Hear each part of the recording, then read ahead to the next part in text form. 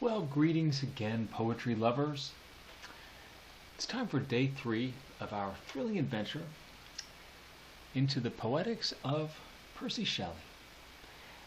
Today's episode is brought to you by the General Pencil Company. And because I was so excited yesterday about the jumbo pencil that are, these sorts of pencils that are used to train up little kids in how to write, I'm using the old General's Learner No Roll 932. Now, what's interesting about this pencil is, unlike the Choo Choo from yesterday and the Tot, look at this guy. First of all, it's hex, so that means that it's not going to roll. But where's the eraser? I mean, what little kid is not going to need, about a 6 square inch, a cube of eraser for when they first learn to write? Now, I don't know. But anyway, let's talk just briefly. Let me give a little bit of background on this particular poem. So the Cloud then is written in sort of late 1819, early 1820, published in an 1820 collection called Prometheus Unbound, a lyrical drama in 4 acts with other poems. It's a sort of long title like you see in Chinese poetry that gives you all kinds of information, detailed information. You might ask yourself sometimes, given all the work that I give you, do I love you? And of course the answer is yes. And here's the proof. I'm not going to have you read Prometheus Unbound as I had to do as an undergraduate at the University of Tennessee, go Vols, in my romantic poetry class. I still have nightmares about that rascal. So, I love poetry, but whew, it was a tough one. Anyway, all right, so here we are back to the Cloud. All right, so what Shelley has done here is you have an excellent example here of a controlling metaphor. And just like in the Ode to the West Wind from yesterday, you've got the cloud as a metaphor for the unending cycle of nature. And it also stands in as the unending cycle of creativity. So just as the wind from yesterday's Ode to the West Wind was changing, and it came in repeatedly throughout the season of the year, so too does the cloud change itself. It is perhaps one of the most changing things, the least static things in all of nature. What with the way that water vapor forms and then the clouds amass and given certain sort of meteorological conditions, then the clouds then drop rain, and then the rain fills the earth in streams and lakes, and then it's absorbed and it evaporates and it comes back up and makes clouds in this sort of never-ending cycle. So what Shelley does here is all the elements of the poem, so many of the elements of the poem, combine to give you that idea of variability. I mean, even if you just look at the lines on the page, all right, we've got the long line and then the short line. Okay, but there's also a good deal of structure here. So there's the sense of almost chaos, but then there's the underlying structure, sort of like your bones are in your body. Unless you are severely malnourished, we just generally don't see your bones too much. And so this is some of the underlying structure is the way that Shelley is using to provide the architecture for this poem. Okay, so let's talk about some of the things that are part of the structure. All right, one is, if you take a look at there's variability in the number of lines for the 6 stanzas into which this particular poem is organized. All right, the first stanza, 12 lines. Second stanza, 18 lines. Third stanza, 14 lines, sort of sonnet length. The fourth stanza over here, also 14 lines. Fifth stanza, 14 lines, and then the terminal stanza is 12. Now, but there's similarity among those stanzas, and it's in the rhyme scheme. So if you need to pause and write down the rhyme scheme, but generally, here's what it does. Okay, Each of the stanzas starts in the same way. A, B, C, B, D, E, F, E, G, H, I, H. So there we are in the 12-line stanza. Now look what happens in the 18 line. From that H line, it goes to a J, K, L, K, M, K. All right, all the 14-line stanzas are the same rhyme. A, B, C, B, D, E, F, E, G, H, I, H. All three of them. Okay, and then the terminal stanza brings us back around to the same length and the same rhyme scheme as the first. Now, what's variable in the opening stanza? Well, it's the number of syllables per line. So we open with a 9-beat line, then a 5-beat line, a 9-beat line, a 5-beat line, 11-beat, 6-beat, 9-beat, 8-beat, 9-beat, 8-beat, 10-beat, 8-beat. Okay, so there's that variability, and yet what's the thing that holds the lines together? Wow, I mean, there's a bunch of stuff, not the least of which is the predominant meter in this poem is anapestic. There's a good deal of iambic meter as well, but it's the rollicking, super dynamic rhythm of the anapestic rhyme is what is front and center in this poem. Now, I'm going to give you a new term. This will probably make an appearance on the quiz. All right, so there's a question right there. And what is the question?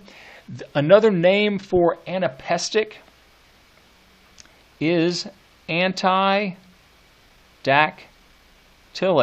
So I just thought that I would expand your horizons today and give you that word. What is the opposite of anapestic? It's antidactylic. All right, there we go. All right, now here's the deal. I'm having to remake this video because the first one had a little problem. I paused as I was marking the rhyme scheme and all this other kind of jazz, and I thought I'd pause it, but I didn't. So there's 10 minutes of me just sitting here kind of humming to myself and doing all this extra work, and I'm just not going back. So anyway, so let's see here. Among the features that matter to us, I'm going to go ahead and read the opening stanza so you can hear the rhythm of the meter. I bring fresh flowers for the thirsting flowers from the seas and streams. I bear light shade for the leaves when laid in their noonday dreams. From my wings are shaken the dews that waken the sweet buds every one, when rocked to rest on their mother's breast as she dances about in the sun. Marvelous anapestic line. As she dances about the sun. I wield the flail of the lashing hail and whiten the green plains under. Look at that. Under. And then again I dissolve it in rain and laugh as I pass in thunder. Okay, so we've got here I'm going to put an F there as a feminine rhyme. F, feminine rhyme. But notice, waken, feminine rhyme. And that's it. The rest are masculine rhymes. So notice that Shelley works in that variability for us. Okay? Let's see here. Let me go ahead and I'll zoom in just a little bit. Okay. Now, in the second part of this video, I'm going to point out something, and that is that you've got this internal rhyme of showers and flowers. Every other line. You can read these lines in a way as pairs, okay? But look here. I bear light shade for the leaves when laid. For my wings are shaken, the dews that waken. Go ahead and mark these because I want to see it. When rocked to rest on their mother's breast, I wield the flail of the lashing hail. And then again, I dissolve it in rain. Now, the thing I didn't mention in the second half of the video is this. Notice that with that internal rhyme, showers and flowers, shade and laid, shaken and waken, rest and breast, flail and hail, again and rain, you have a built-in caesura at the end of the first rhyming word, your medial pause. I bring fresh showers, take that breath, for the thirsting flowers, right? Fantastic. So it's another, just like with our alliterative verse, where you have alliteration on either side of the medial pause, what do you have in this one?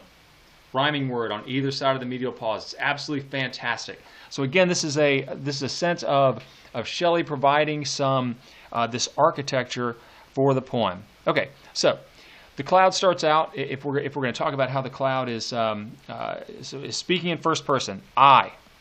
And if you start to note all the first person references, I mean, there's just a ton of them throughout the poem. Because the cloud, Shelley has personified the cloud. All right? So the cloud starts out doing the things that we most know clouds do, which is, okay, raining on us. All right? Bringing fresh showers for the thirsting flowers. Also provides shade for us, when the sun is intense. Okay? But look at all that. One thing I want to point out is just the sheer volume of figurative language that makes an appearance in this poem. Okay, we know that that figurative language is. I think we talked about in the presentation on metaphor that that figurative language is saying one thing in terms of something else. And so when you have something as changeable as a cloud, it's difficult to pin down. And so one of the ways that the poet uses to one of the ways the poet expresses himself and expresses this tries to bring some kind of concreteness to the idea of the cloud is by using comparisons. It's definition or description by analogy. And so even here, take a look. From my wings are shaken the dews that waken the sweet buds every one. There's a couple of things here. One is that the implied metaphor here is that the cloud is a bird, right? From my wings are shaken.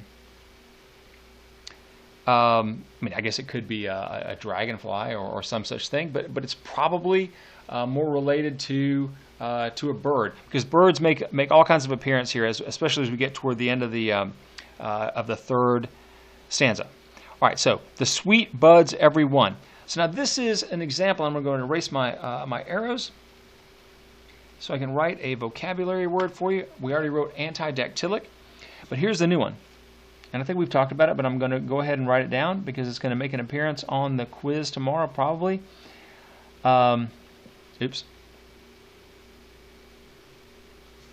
Synesthesia. Synesthesia. Sweet buds. So this is where one image is expressed in terms of another. So it uses adjectives, descriptors, to describe one other image type. All right. So if we say that Gavin McKay has on a loud shirt, then we are using obviously an auditory descriptor in concert with the visual of the color combination or the pattern or something of that nature. Okay. So loud shirt. There are all sorts of elements like this. Any of the senses can combine. We can talk about the light being slanting and brittle.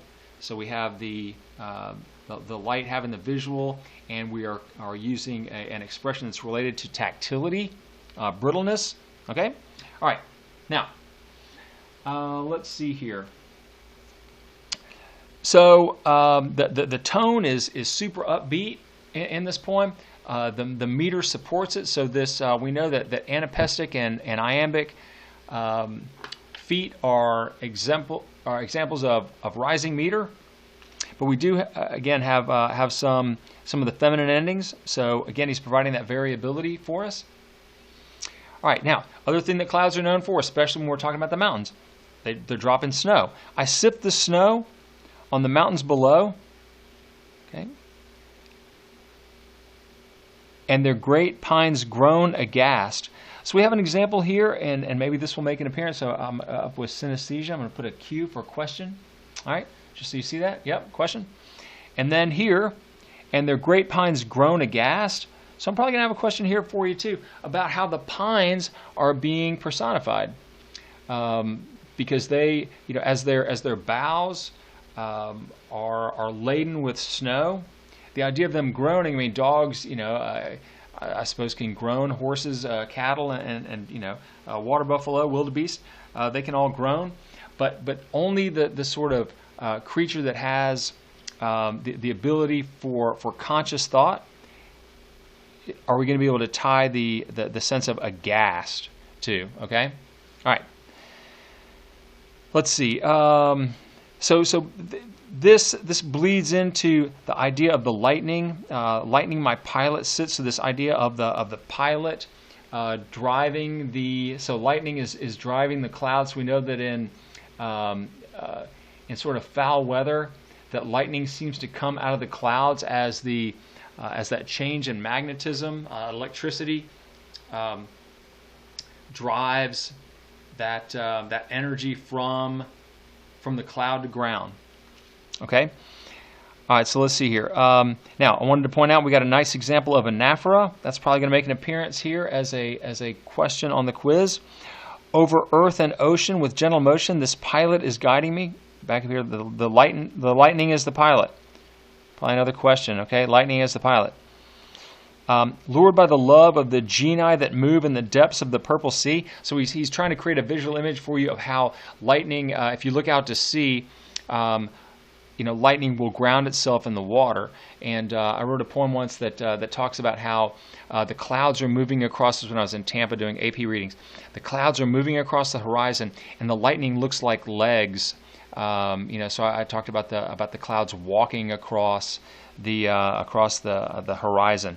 Okay, so here's with the over the rills and the crags, over the hills, rills and the crags and the hills, over the lakes and the plains. Just marvelously anapestic line. Okay, these two lines together. And then, of course, the over, over, and over is an example of what? Your favorite device of repetition, figurative repetition, anaphora. And what does anaphora do? Anaphora provides structure, and then repetition always provides emphasis.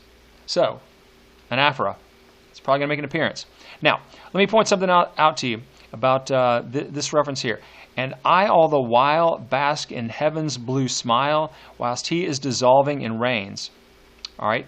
Now, heaven here is used in a way that's different than what we typically see it. We generally see heaven used in a way that is metonymic, okay, change of name. Here it's synecdoche, okay, it's part of the whole. Your note tells you this business about the blue smile, okay, that says the upper part of the cloud remains exposed to the sun. So this is the cloud as part of the overarching heavens or atmosphere, like the dome of heaven, the blue dome of the sky, this sort of thing. So here, this reference is used as synecdoche. Okay.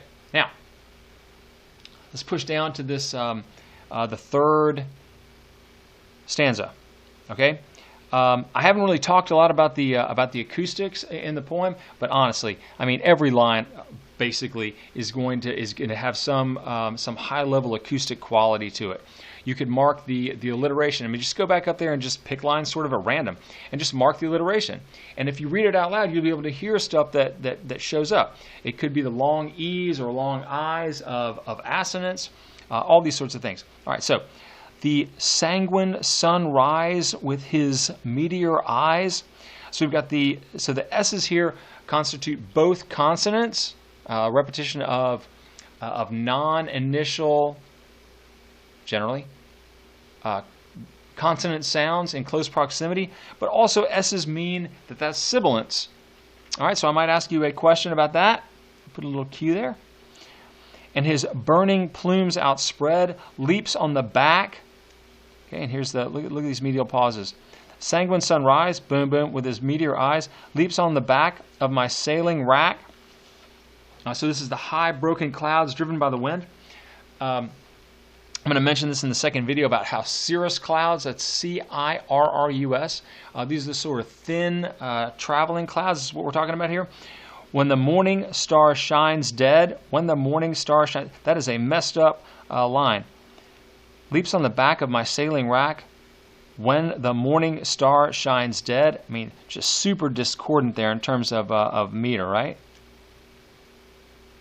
When the morning, I bet I know why that is. Because what's the morning star? The morning star, I mean, this is an example of metonymy, right? Okay? Oh, we can't see the morning star in the morning. That's Venus, isn't it? When it's super bright, as on the jag of a mountain crag. Here we are at that rhyme. Jag and the Kaisura. Which an earthquake rocks and swings. So again, this is that dynamic movement that we've seen throughout the poem. All right, now let me point something out. The sanguine sunrise with his meteor eyes and his burning plumes outspread. A bunch of stuff happening here. So I've got do you see my drawing here of the sun? So we had talked about this before. The sun sort of pictorially represented as having rays coming out of it. Here, the sunrise, all right, if the meteor eyes, then these are the beams of light that are as bright as meteors, okay? And his burning plumes outspread. Again, remember the sun is typically referred to as male. And the burning plumes, but look at that implied metaphor. What does that make the sun into? Okay, bet you I'm going to ask you a question on that one. Burning plumes. So this is the question that the sun, if the sun is the tenor, then what's the vehicle? It's a bird, right? Plumes. You talk about plumes of smoke maybe, but plumes also refer to feathers, so maybe it's something like that, right? We get that. That's reasonable. Okay, all right, good.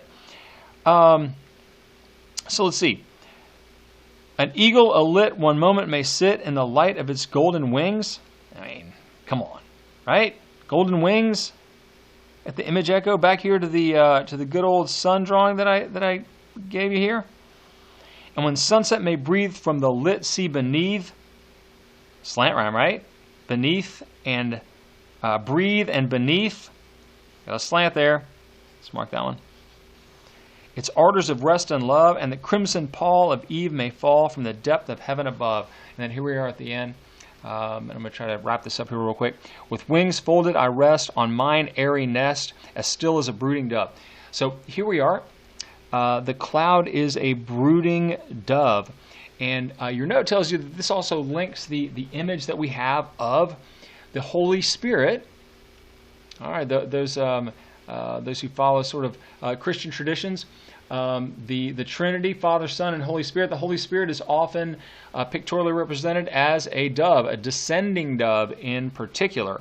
So here, the cloud is now a bird, a brooding dove, one that is sitting on its nest, its airy nest. And by the way, this word here, airy, is a similar word to that, is used to describe like a high position where eagles and sort of raptors of that nature make their nests to keep them away from predators. All right, so that's the end of this video, and then we'll pick up with part 2.